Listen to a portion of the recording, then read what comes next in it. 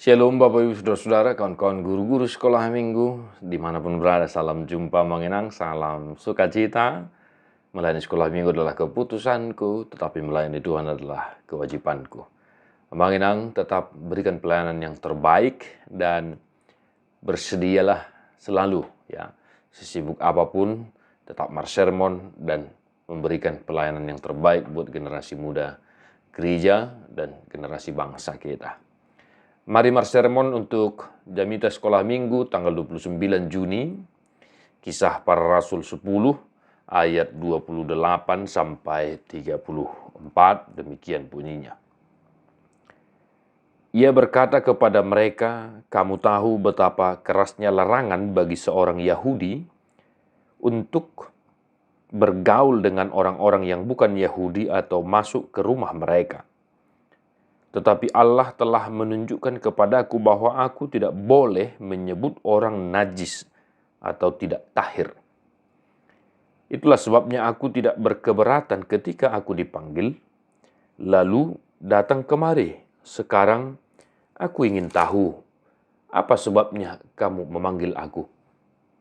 Jawab Kornelius, 4 hari yang lalu kira-kira pada waktu yang sama seperti sekarang, yaitu jam 3 petang, aku sedang berdoa di rumah.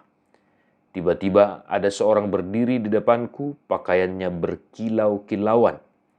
Dan ia berkata, "Kornelius, doamu telah didengarkan Allah, dan sedekahmu telah diingatkan di hadapannya. Suruhlah orang ke Yope untuk menjemput Simon yang disebut Petrus. Ia sedang menumpang di rumah Simon, seorang penyamak kulit yang tinggal di tepi laut. Karena itu segera kusuruh orang kepadamu, dan dengan senang hati engkau telah datang.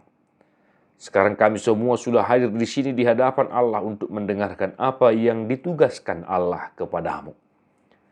Lalu mulailah Petrus berbicara, katanya, "Sesungguhnya aku telah mengerti bahwa Allah tidak membedakan orang."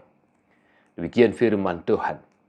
Bapak saudara-saudara, singkat, padat, dan mudah dimengerti, kisah yang diaturkan oleh Kisah Para Rasul 10 yang menjadi khotbah untuk sekolah minggu di hari Minggu tanggal 29.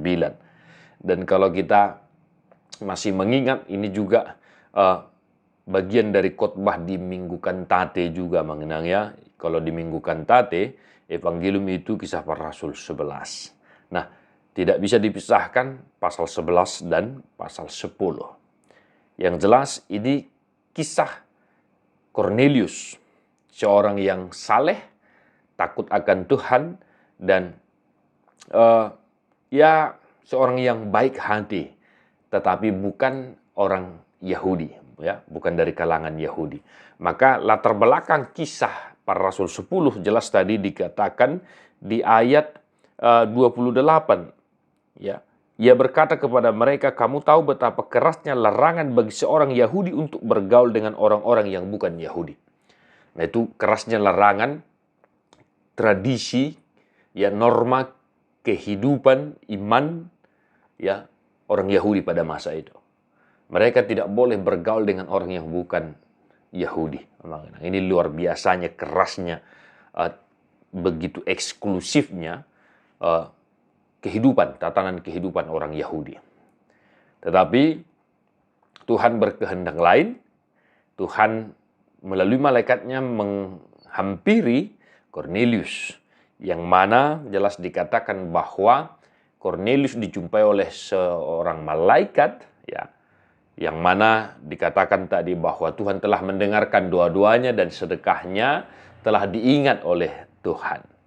Maka Tuhan menyuruh Kornelius untuk menjemput, memanggil Simon Petrus yang pada saat itu sedang berada di rumah Simon penyamak kulit. Ya, mengenalnya. Nah, itu latar belakangnya.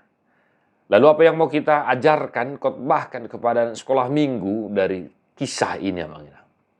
Nah, intinya, ya, di ayat terakhir. Sekarang aku mengerti bahwa Allah tidak membeda-bedakan orang. Nah, itu dia intinya, tekanannya mengenalnya. Nah, jadi jelas tadi Amang Inang di sini juga disinggung perihal najis dan yang tidak najis. Kalau dalam bahasa yang sering kita dengarkan, ya, terlebih di Indonesia, najis atau tidak najis, kafir atau tidak kafir. Nah, kita mau mengajak anak sekolah minggu kita, Mang Inang, untuk memahami bahwa semua umat manusia adalah ciptaan Tuhan. Maka jangan pernah membeda-bedakan temannya, saudaranya, atau orang-orang yang ada di sekitar kita. Jangan sampai anak sekolah minggu kita memiliki pemahaman bahwa mereka tidak boleh bergaul dengan orang-orang yang ada di sekitarnya. Ya, Mang Inang ya. Ya, apalagi jangan sampai anak sekolah minggu kita mengatakan bahwa temannya yang atau saudaranya atau tetangganya yang tidak seiman dengan dia adalah najis, kafir gitu kan. Nah, ini kekhususan kita, luar biasanya kita orang Kristen yang percaya kepada Yesus. Kita dilarang untuk mengkafir-kafirkan orang. Ya, Mang Inang ya. Nah, maka kita mau mengajari anak sekolah minggu kita untuk tetap bersahabat dengan orang-orang yang ada di sekitarnya. Entah itu agamanya berbeda, entah itu sukunya juga berbeda, ya, entah itu juga pakaiannya juga berbeda. Nah, jangan sampai mereka memusuhi atau tidak mau mengawani, berkawan, bersahabat dengan mereka. Karena apa? Karena semua umat manusia yang ada di dunia ini, di bumi ini adalah ciptaan Tuhan. Tuhan yang menciptakan. Maka salah satu lagu yang bisa kita ajarkan untuk melengkapi khotbah ini adalah dalam Yesus kita bersaudara. Ya, dalam Yesus kita bersaudara, kan begitu. Nah, entah itu agamanya ya Islam, entah itu agamanya Buddha, Hindu, Konghucu, dan lain sebagainya, mereka tetap saudara kita, mereka tetap teman kita. Ya, jangan sampai anak sekolah minggu kita berkata, gak usah kita kawani dia, gak sama agama kita, gak sama kulit kita, gak sama suku kita. Jangan sampai anak sekolah minggu kita memiliki pemahaman yang seperti itu. Maka di dalam Tuhan kita wajib mengasihi orang-orang yang ada di sekitar kita.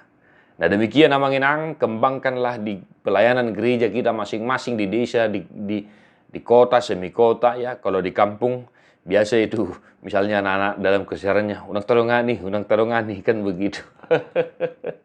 Nah, bagaimana di kota dengan ya yang sudah multikultur, Amang Inang ya, suku, agama, budaya, dan lain sebagainya. Kembangkanlah dan tetap bercermin kepada firman Tuhan dan berikan pelayanan yang terbaik. Jangan lupa persiapan pelayanan kita, agenda sekolah minggu, buku Endi, Alkitab, dan alat peraga lainnya. Salam Sunday, God bless you, non-stop.